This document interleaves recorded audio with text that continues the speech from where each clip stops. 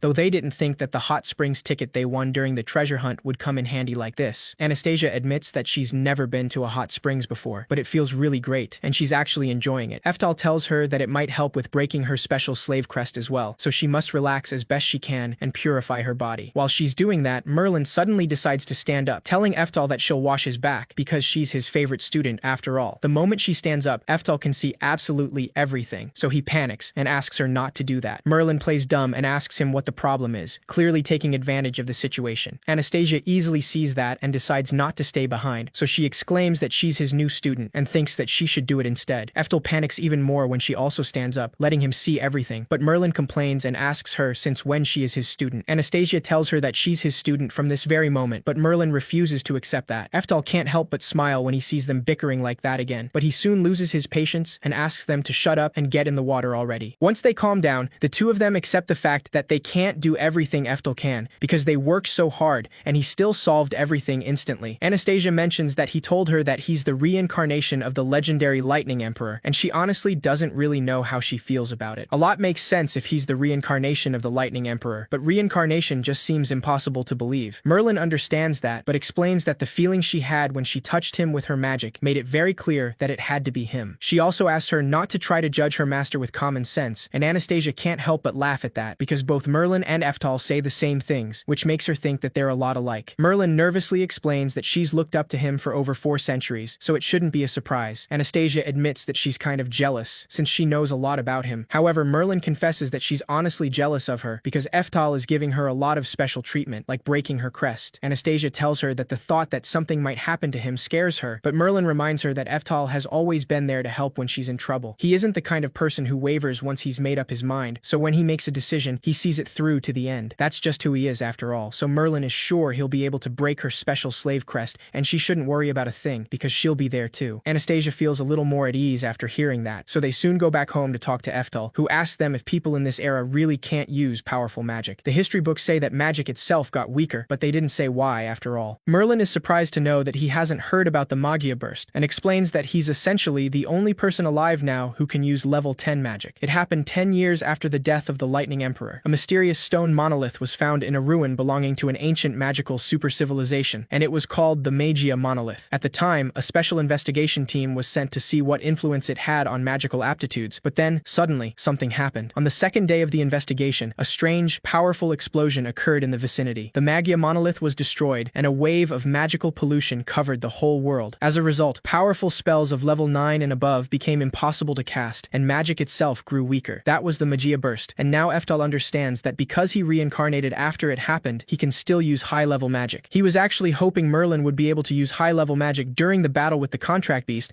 but now he can see that won't be possible. Despite that, he clarifies that no matter what hardships it entails, they're still going to save Anastasia. He reincarnated and is here now after all, which means he can use level 10 spells. With that in mind, he asks Merlin to help him with the ritual, because they are going to rip off that special slave crest by force and wipe the floor with that god.